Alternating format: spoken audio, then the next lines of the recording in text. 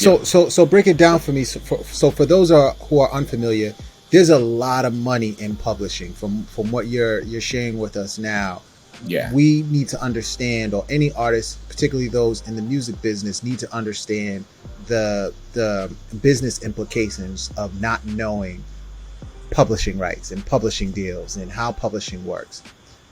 Yeah. Question number one would be, how what is publishing? And then two, why is it such a lucrative part of the music business? So publishing, it's a bit of a racket, right? So to explain it in a more layman's standpoint, you have like 100% of a pie, right? So the copyright, in the way the performing rights organizations looks at a copyright, is you have copyright owners. Could be me and you. We write a song together, right? So we have 25%. If you look at the whole pie, actually 50% is copyright ownership, 50% is publishing, right? So when songs go out into the world, which aren't tangible, they basically go out there with this pretty much business understanding that this is a whole pie going out there.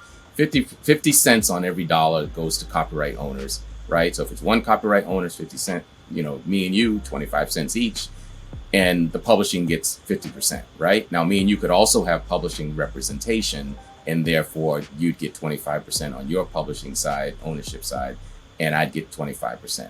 What the reason why it's something that I always, whenever I do talks, whether it be high school, college, or whatever it is, I always kind of stress this because it's very difficult to know how to retain that ownership. So if you're someone that's writing a song, and especially in our communities where there's a definitely lack of education, people that are doing beats, like quote unquote beats, right? Which is the producers. So they, like, hey, I'm a producer, I'm doing beats. They don't understand that they're actually creating a copyright, right? They don't understand that they're really a composer. So beats is just a street term we kind of get used to. I don't like using that word professionally at all. I don't even like using it when I'm talking to people because I have to get people used to the idea that you're creating, this is intellectual property, right? So if you create that beat, let's say even if it's an instrumental song, right? You still have 50% of that copyright that person created, the composer created. And then what happens is, in order to license that or publish it, the same as a book, you have to have administrative representation. So we look at it as, if you think about Sony, right? Sony's just a brick building, right? Brick and mortar, office buildings with people in there doing administrative work.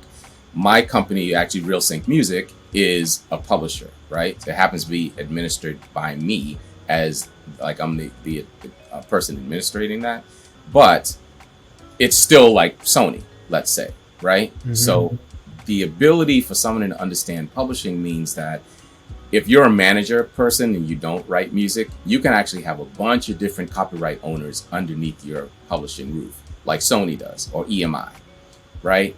And the big deal is, once you own that publishing right to that copyright, right? So you have to do a contract. You can't just walk up and say, I'm going to publish your song. You have to have an agreement, a contract, or whatever. So, and you can do that exclusively, or you can do it non-exclusively, right? So like, a publisher they hold the administrative rights to exploiting that music, right? So the exploitation of this music out there in the world, not just internet, not just records. I mean, I'm talking anywhere that you hear music, right? So if it's playing outside at a college festival, in a jumpy house somewhere, right? Or somebody's dunking some water, if you get on that elevator, or if you go to lunch in that restaurant, you're hearing music everywhere you go, right? So it covers you across the board. So you look at, at that point, you're looking at domestic publishing, and then you're looking at international publishing. So for myself, I have a deal with BMG, which is my sub-publisher. When music gets outside of the like ASCAP, BMI, I don't know if you're familiar with that. We can come back to that one. But basically the performing rights organizations that actually monitor where this music is. So once it gets into Indonesia, like who's going to know when their music's playing there, right? So that's what you have to have: publishers, sub-publishers outside of the country, internationally, Spotify or whatever it is, YouTube is playing, and all of these different performing rights organizations actually monitor that.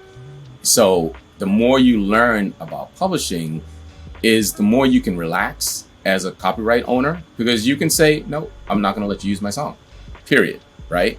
Or you can say, all right, Jay, you know something? You got a hookup over here at, MTV. Cool. You know something? Let's do a publishing split on that, because I still want to retain some publishing. Right. Now, if you're a big dog or you have some type of situation going on where you're like, nope, it's take it or leave it. I say, okay, cool. Well, guess what? Let's do it what's called a derivative work. A derivative work means I'm going to allow you to take my song, and this is my widget, which is my song that we can't touch MP3s or nothing, right? We're going to take this song and we're going to change it from mouse to rat, right? So this is now going to be called rat, and I'm going to give it to you. It's going to be called a rat, and you're going to go and exploit it, and we're going to do a derivative copyright on that. So now you're going to represent this kind of fake copyright, or the derivative copyright, which is really a carbon copy, a clone of that copyright. Now you can just go ahead and take your song. You feel good because now you got this rat you're walking around with, and you're just going to exploit everything because you're going to get 50% of that money that comes through, right? I'm going to take my mouse and I'm going to still find a whole bunch more U's everywhere and keep calling this thing some other name and keep putting it out, right? So I've done this a lot with MTV, VH1, where I have my catalog from way back, Pimp My Ride, Cribs, Jersey Shore, Kardashians, all these TV, and especially a bunch of other unhealthy MTV shows. What happens is, you do a deal with certain production companies. They get a hold of your music. You have a certain blanket contract license saying that you can use this and you can call this mouse another name, and you can put it on every production that you can put it out there on. So therefore, we're not reinventing the wheel. It's like rent-a-cars is a simple way, right? You take it, clean it up, put it out there, comes back in, give it to somebody else, put it out there. And the person that owns that rent-a-car still owns that rent-a-car, right? Avis still owns the rent-a-car, except that they're licensing it to a new driver every time, right? So, and in this case with a copyright, the copyright has to follow the publishing. So the publisher always has to represent that copyright, whatever that is, for that particular piece of work, which is what it's called, a work, quote unquote work, right? So that's how the Copyright Office looks at it. So this work ends up being something that I can actually just create a derivative work. I can do that as an original copyright owner. If you and I are original copyright owners, I can say, yo, Jay, let's get this thing out there. You cool with that? Now you could turn around and say, no, I don't really want to do that on the publishing end. That could be an issue when it comes down. So I always just have to give you your cut. But if me and you write a song together, you and I both have the right to exploit that song. You can't tell me no, I can't. You know what I mean? So there's a lot of different things that become a little bit more ambiguous as you go down the line. But the reality is, for all intents and purposes, what we want to share, what I want to share, is the fact that you're creating this intellectual property.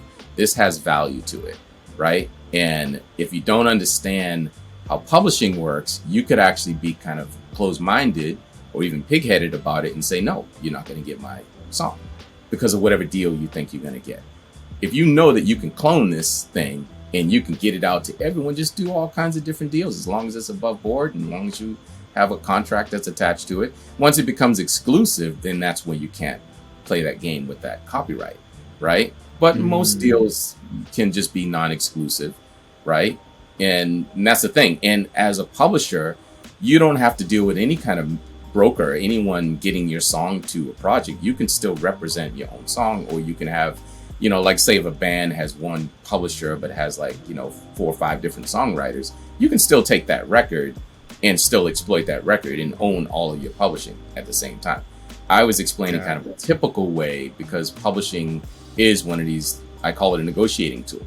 Because if you have a TV show or a record that I'm trying to get on, and your terms is, oh yeah, you want to be on this thing, you gotta pay me, right? Which happens a lot. And that's the reason why I kind of started out talking that way, is just because that's kind of a typical way that people get in to it. And if it's not exclusive, you learn that lesson, you learn how that works, and you go out and go do it on your own.